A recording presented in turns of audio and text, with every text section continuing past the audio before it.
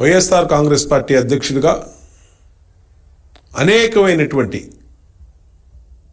అబద్ధాల్ని అవాస్తవాల్ని 2019లో ప్రజలకు చెప్పడం కానీ, ప్రతిపక్షం మీద తెలుగుదేశం పార్టీ అధ్యక్షుడి మీద మాట్లాడటం కానీ, ఇవాళ అన్నీ కూడా ఏమైతే మేము తొలి నుంచి జగన్మోహన్ రెడ్డి మీద వాస్తవాలు చెప్తున్నామో ఆ వాస్తవాలన్నీ నిజమని సొంత రక్తం పంచుకు పుట్టిన షర్మిలనే ఇవాళ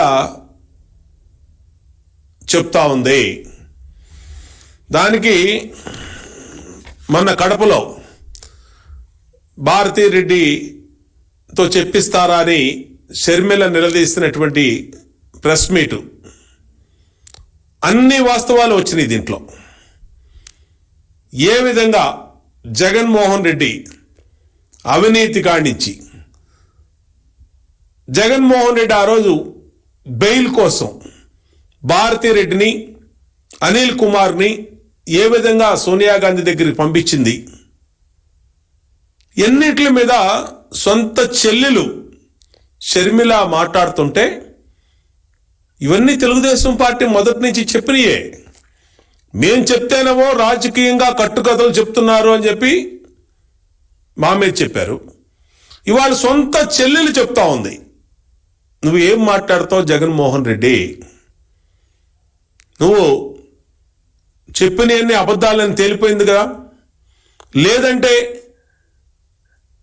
నిన్ను లై డిటెక్టర్ పరీక్ష చేయాలి, లై డిటెక్టర్ పరీక్ష చేస్తే నీ వాస్తవాలన్నీ ఆ రోజు మేం చెప్పిన తొలినాటి నుంచి ఈరోజు నీ సొంత చెల్లెలు చెప్పిన నిన్ను లై డిటెక్టర్ పరీక్ష చేస్తే మొత్తం కూడా బయటకు వచ్చేస్తాయి. దానికి జగన్మోహన్ రెడ్డి కూడా సహకరించాలి.